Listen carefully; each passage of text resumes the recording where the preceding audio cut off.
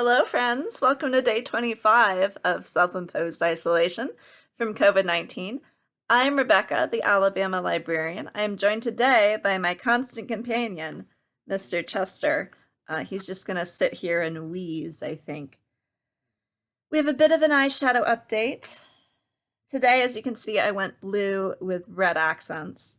So I did this kind of peachy color right here as kind of an overall eyeshadow. And then I added a little bit of an accent with this ochre color here at the end.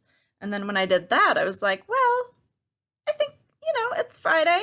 I'm glad to be alive. Let's get a little fancy. So I added just a touch of this gold glitter right here. So I don't know how it turned out. Let's take a look. I mean, I don't look too bruised in the eye area, so I think we're going to call that a win. I am not a professional, so this is as good as it gets. Yesterday, in other news, I started revisiting The Magicians, the TV series. I found some really interesting commentary on a site called Den of Geek. I'll link to it in the description.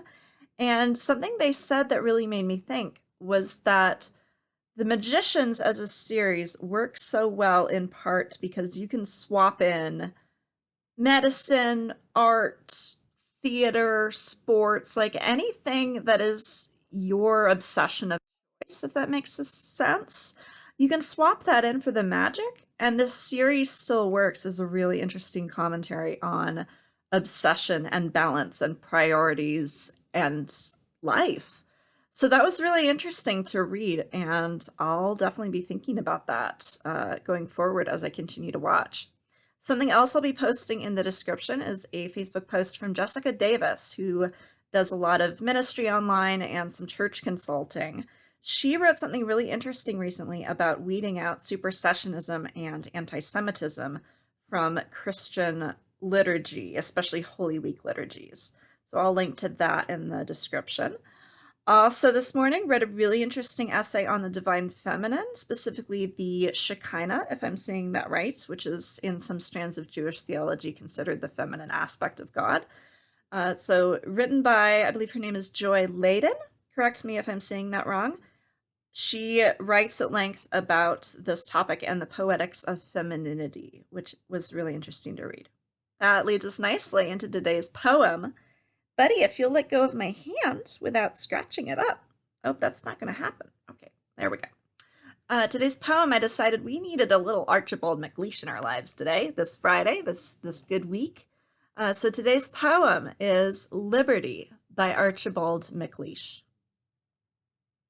When liberty is headlong girl, and runs her roads and wends her ways, liberty will shriek and whirl her showery torch to see it blaze. When liberty is wedded wife, and keeps the barn and counts the byre, liberty amends her life. She drowns her torch for fear of fire. That was Liberty by Archibald MacLeish. I will post a link to it at the Poetry Foundation down in the description. So friends, I love you all. I hope you have a great day and weekend. I hope you get to go outside safely to enjoy some fresh air. But stay safe, my friends, and take care of your neighbors, please. Mwah. Love you. Bye.